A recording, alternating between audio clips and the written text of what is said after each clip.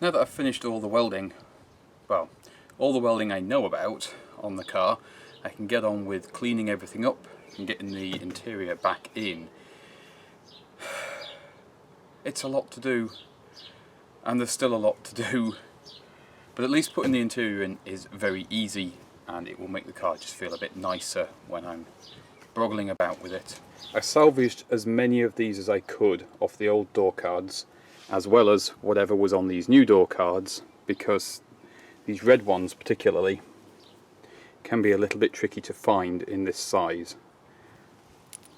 White ones, not so much. These seem to be much more generic. If you're wondering why there's two different types, it's because there's two different types on the car. So on your door card, there are these white or clear plastic plugs. These ones take the red clips. The white ones physically don't fit. You can't push them into those holes. The white clips go into these larger open holes here.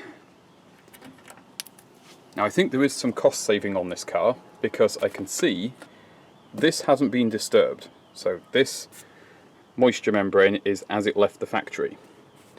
And although we've got a red clip and a red clip, we have a hole with nothing in it and another hole with nothing in it.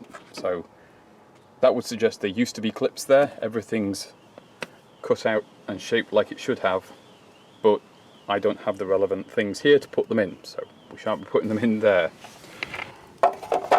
In addition to the red and white fittings, there were also some screw holes along the bottom, which don't take any push fittings, they just take regular screws. That's for these door bins that some Maestros have and some don't. And I've just realised this is for the other front door, I think. Or is it? No, it is for this front door, because that goes there and then your grab handle goes where that yellow tape is. Good. This is one that I've re-dyed, but yeah, I don't know if I'm going to get a different colour for this. For now we're just putting everything together to keep everything safe, because there's a lot of stuff that's been living in the Maestro, and I'm going to have to find homes for some of this, and I'm a little bit tight on space, so some of it is probably going to go straight back in the car, but we shall see. Let's get this door card on.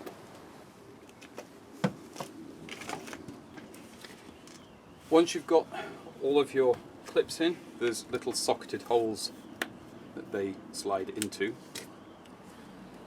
You simply push this home, providing nothing decides to break.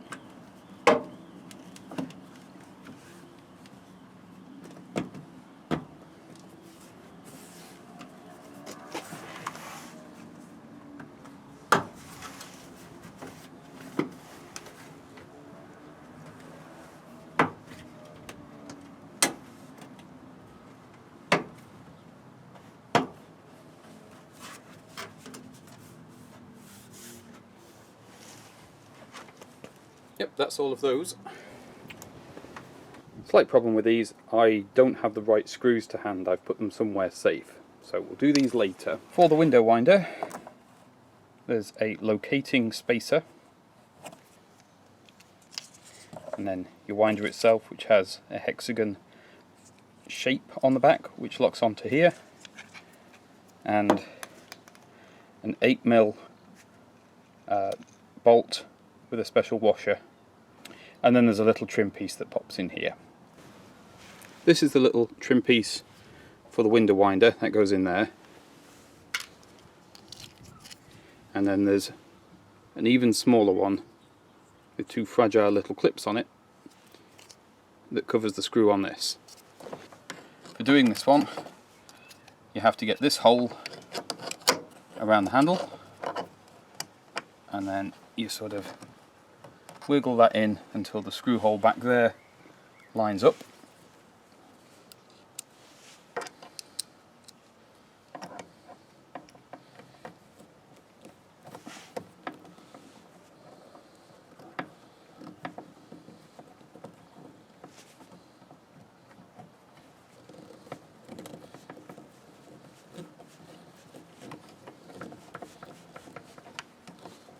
And eventually you can get everything lined up just so, and you can screw everything down.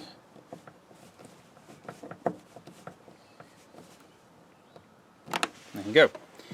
Normally you'd click your little trim in here and on here. As I say, we're leaving those off for now. And that is the door card as done as it's going to be done at the moment.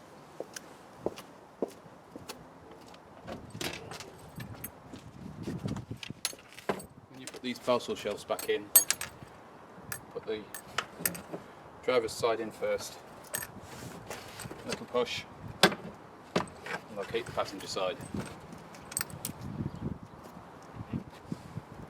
Put your things back up on there.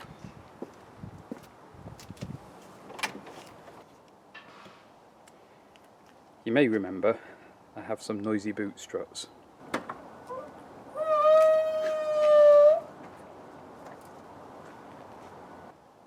In the stash of things I got from Peter were these boot struts, which are presumably good, but they have a little bit overspray on them. I'm just going to clean off and then we'll fit them, and hopefully I'll have a quiet boot.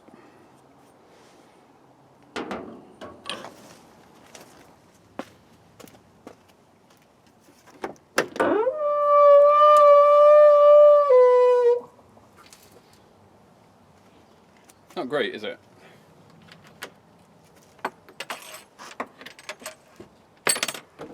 Right.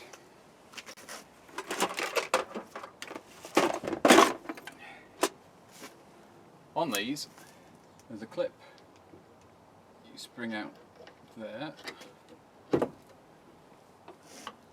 Another clip down there. And that pops them off. And there's your clip there, and you can see the groove where you can put a flat blade screwdriver just to pry it up, and same on the other end. Now I know that with these kind of struts some people suggest turning them around to shut them up, and I've tried that in the past and it never works. If they're howling, it's time to change them. See if that's any quieter with just that one. I guess it's the one. It's this side that's really loud. Goodness me.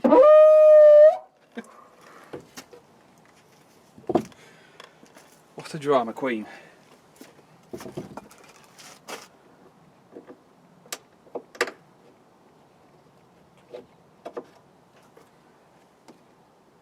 one's a slightly different design. I'm wondering if this one might have been replaced.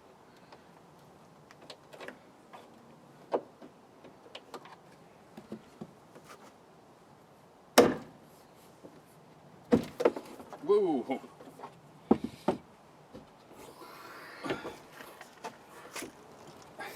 It's on my head.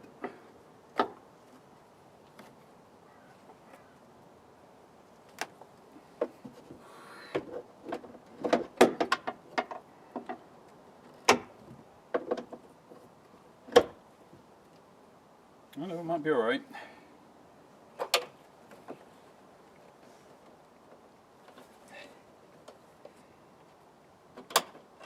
Yeah.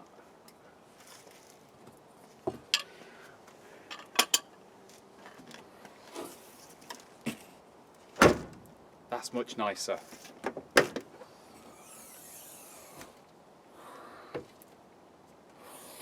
Yep, that'll do. And the one that was making all the noise is this one. And it has a slightly different fitting on the ends for whatever reason. It's a Magneti Morelli one. Wonder what that was off. Anyway.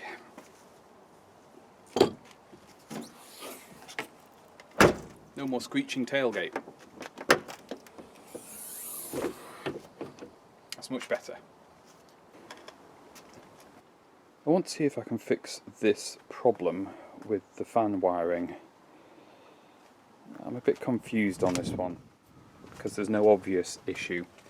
What I've been using so far is this jumper cable, and when I plug that in to these two connectors here, that behaves as if the fan switch down there is active, because it thinks everything's hot enough to turn the fan on.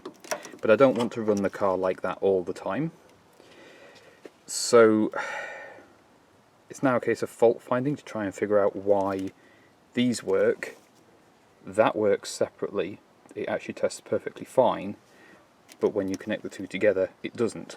And it's intermittent as well, so I don't think it's a component failure. But I do think it might have something to do with this split here, and I'm wondering if that might be causing a short somehow.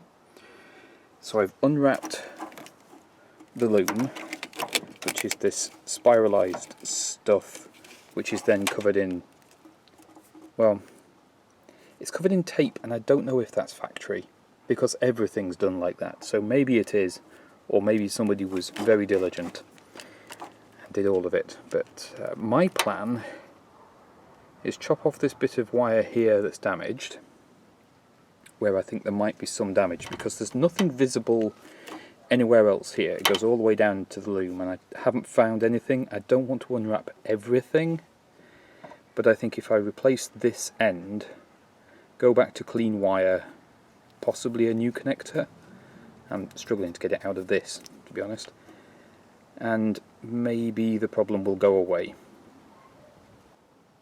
One new connector reinstalled. I can't reuse the old thing because the new connectors are a lot smaller than the old ones.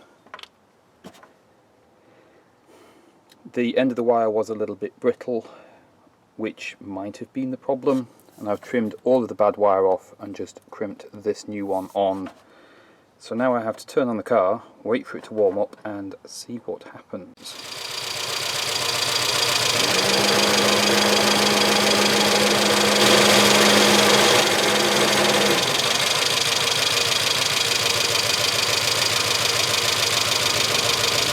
I'm really happy to have fixed that now, or I think I've fixed that. It's been reliably coming on and off at the same temperature for a few cycles, which is brilliant.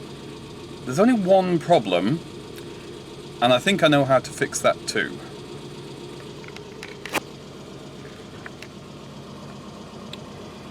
The temperature gauge sits at about halfway there. When it's just under half, the fan is off. When it goes just over, the fan comes on. However, that red flashing light is just flashing as soon as it gets near halfway. I don't think the car running at half gauge is a bad thing. That's where I would expect it to run. So either the switch that I've got in the radiator needs to be a slightly cooler one so the fan comes on a bit sooner, or this temperature gauge is a little bit oversensitive and is panicking when it gets to half gauge. Short term, I'm just going to have to ignore that flashing LED. I don't particularly want to disable it in any way in case things do go very badly wrong, and I'll just have to live with it for now. It's one more thing off the list. That's what I'm pleased about with this. I will keep the jumper cable in the car just in case it turns out this fix is being reliable now but isn't when I'm driving the car. Hopefully it's not going to cause me any issues. The fan's just come on and the needle's dropping.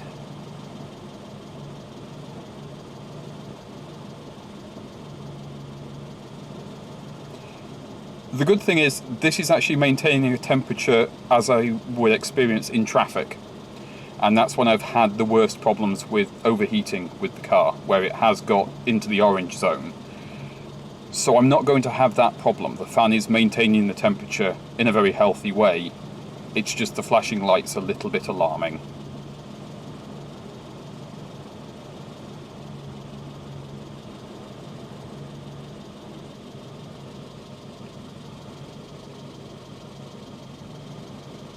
That's the fan off. If I was driving, the temperature would drop down to nearer a quarter or a third on the gauge, as there's more airflow. Stood here with the car not moving, yeah, it's going to be a bit warmer than usual. It looks like this was the culprit. I don't think it's the connector. That looks nice and clean, there's not much corrosion to speak of, but these wires where they were exposed, where the insulation had failed, were quite brittle, and they were a little bit corroded inside once I got everything open. So I think that was the problem, was moisture had got in here and it was causing a bit of a short. It's a shame I can't reuse this connector. It's a lot nicer than the ones I'm actually using to replace it, but oh well, that's the way things are these days. I'll pop the grill back on, get rid of all this old wrap I can't reuse. And it's one more thing out the way.